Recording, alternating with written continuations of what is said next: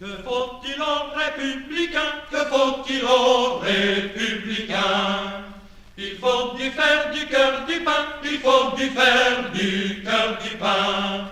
Du fer pour l'étranger, du cœur pour le danger, et du pain pour nos frères, vive le son, vive le son, et du pain pour nos frères, vive le son du canon. Ensuite, je vais parler un petit peu plus de mon programme à moi dans cette circonscription. Donc, République souveraine, nous avions un programme général assez complet, mais pour chaque circonscription, nous avons pris 4 ou 5 domaines qui nous semblaient plus pertinents pour chaque circonscription. Alors, je l'ai dit, le député n'a pas de rôle dans sa circonscription propre. Néanmoins, il y a toujours une pratique qui se fait, qui est de plus en plus populaire au niveau des candidats, c'est d'essayer de mettre en valeur des problématiques de leur territoire pour essayer de séduire les électeurs pour se faire élire sur finalement des choses qu'ils ne pourront pas toucher. Alors, moi, comme je suis aussi candidat et que je cherche aussi à séduire les électeurs, j'ai malgré tout pris des problématiques qu'on pouvait avoir ici dans cette circonscription, mais qui se gèrent au niveau national, parce que je veux parler aux gens qui sont ici et en même temps, je ne veux pas leur mentir sur ce qu'on peut faire. Donc, dans ce que j'ai choisi, il y a déjà la santé, prioritairement, puisque à Rouen, nous avons le CHU de Rouen, qui a rencontré de nombreux problèmes, qui a vu des grèves, qui a des problèmes comme tous les CHU du pays quasiment, donc de personnel, parce qu'on en met beaucoup trop sur leur dos. Ils ne sont pas assez payés, ils ne sont pas suffisamment nombreux pour pouvoir œuvrer dans des conditions de travail optimales. Donc, par rapport à la santé, pour pouvoir soulager le CHU, mais non seulement le soulager, mais en plus permettre aux soignants de soigner, nous réévaluerons le salaire déjà des soignants, puisque donc des personnels médicaux et paramédicaux, tout simplement pour ne pas avoir l'impression de travailler pour rien. Et nous augmenterons le nombre de personnel, donc médical et paramédical, pour que les conditions de travail ne soient pas accablantes, pour qu'ils puissent accueillir aussi les gens qui ont besoin de se faire soigner dans les temps nécessaires. De même, pour soulager l'hôpital, puisque tout ne doit pas passer non plus par l'hôpital, nous nous appuierons sur des maisons de santé, donc des dispensaires, non seulement pour être au plus proche des gens et qu'ils puissent avoir des rendez-vous en moins de 6 mois, pour être soigné, mais aussi pour faire de la prévention, puisque la santé, ça ne passe pas que par le fait de traiter les bobos ou les maladies qu'on a à un temps X, mais c'est aussi prévenir sur le long terme les formes plus graves. Concernant toujours la santé, il faut aussi former plus de médecins pour pouvoir embaucher plus de médecins.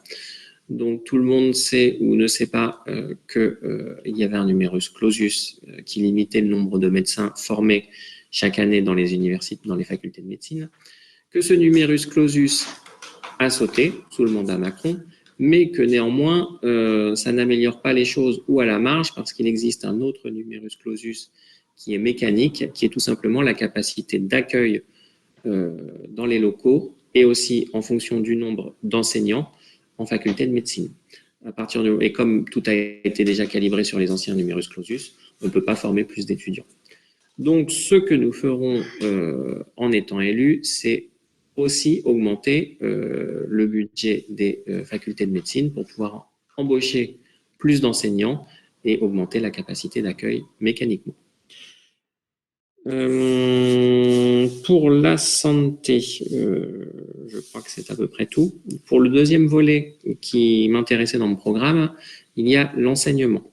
Aussi parce que nous avons un rectorat à Rouen, parce que nous avons ici aussi un nombre d'enseignants qui sont en grève pour demander l'amélioration de leurs conditions de travail aussi et de leur salaire, puisque comme chacun le sait, depuis les années 80, le salaire des enseignants n'a fait que baisser. Donc, nous, ce que nous voulons faire pour remettre un petit peu l'enseignement aussi au cœur cœur de la vie, puisque c'est important pour la vie citoyenne aussi plus tard, pour former des gens autonomes. Déjà, revaloriser les salaires des enseignants de 25% quand ils commencent, et augmenter le nombre de personnels, alors non seulement enseignants, mais aussi administratifs et techniques, puisqu'un enseignant, ce n'est pas que lui, au fond, qui transmet, c'est aussi tous les gens qui sont autour qui permettent le bon fonctionnement des établissements. Donc, ça passe le fait d'augmenter aussi le nombre d'enseignants par la réduction du nombre d'élèves en classe pour que les professeurs ne soient plus des gendarmes, mais vraiment dans la transmission du savoir et dans le fait de pouvoir guider un élève dans son acquisition de connaissances. Aussi, chose très importante, remettre le paquet sur l'école primaire, puisque c'est là qu'on acquiert les 3 compétences de base qui vont servir toute la vie pour tout assimiler, que sont la lecture, l'écriture et le calcul. Une fois qu'un élève a acquis ces 3 compétences, il est autonome et il est en capacité d'acquérir toutes les autres compétences.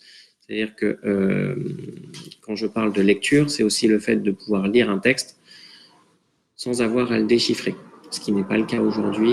Quand on arrive au collège, malheureusement, il faut parfois relire plusieurs fois un texte, qu'un élève relise plusieurs fois le texte pour le comprendre, ce qui fait qu'il ne peut pas acquérir les compétences ensuite ou les connaissances qui sont dans ce texte.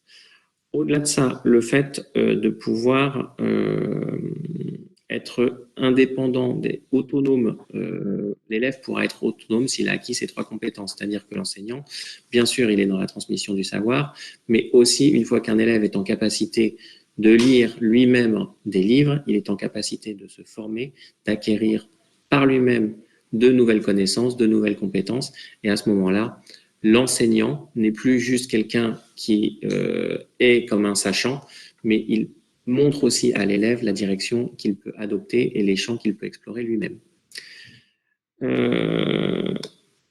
Aussi, sur l'enseignement, donc j'ai dit ces points principaux. Sur le programme que je souhaite défendre, il y a aussi l'aménagement du territoire. L'aménagement du territoire me tient à cœur, moi, parce que je travaille à Paris et j'habite à Rouen. Donc, ce qui nous intéresse particulièrement de ce point de vue-là, c'est le train. Ce que nous voulons faire, c'est remettre le réseau déjà en état, parce que nous avons perdu beaucoup de voies ferrées qui ne sont plus utilisées et nous avons perdu beaucoup de gares. Alors sur ce Rouen-Paris, si je dois prendre l'exemple typique, c'est qu'en 1973, il fallait 1h03 pour faire le trajet. En 2022, c'est 1h15 et à l'été 2022, il y aura une demi-heure de plus.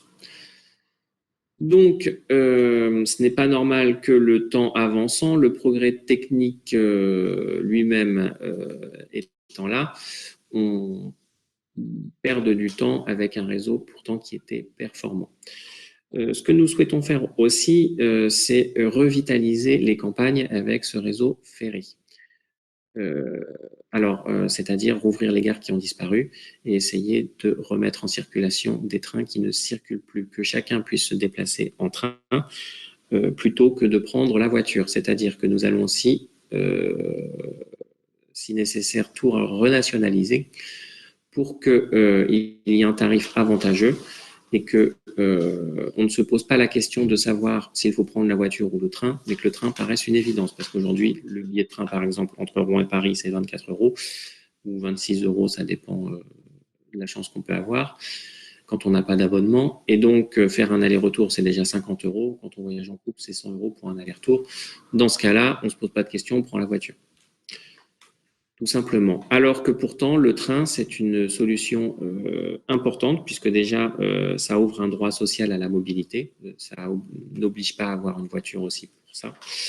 Et en plus, ça répond à un problème très actuel qui est l'écologie.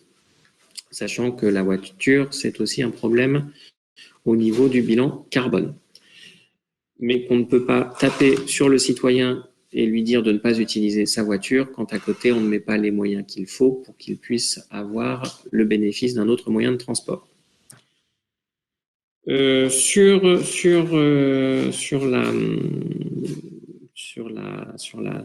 L'organisation du territoire, ce que nous ferons aussi, c'est nationaliser les autoroutes.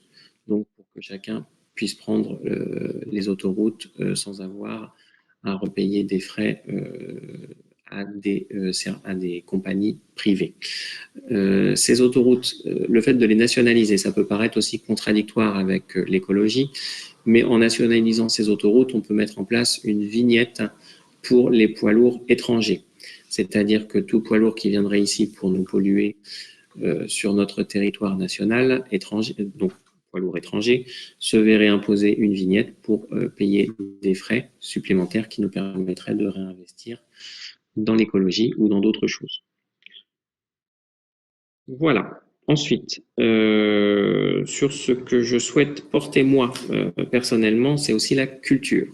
Alors, au niveau de la culture, à Rouen, il faut dire qu'on est très bien servi. Donc, la seule chose que je peux dire, c'est que j'apporterai tout mon soutien à ce qui se fait déjà et qu'au niveau national, je lutterai toujours pour que le budget du ministère de la Culture ne diminue jamais.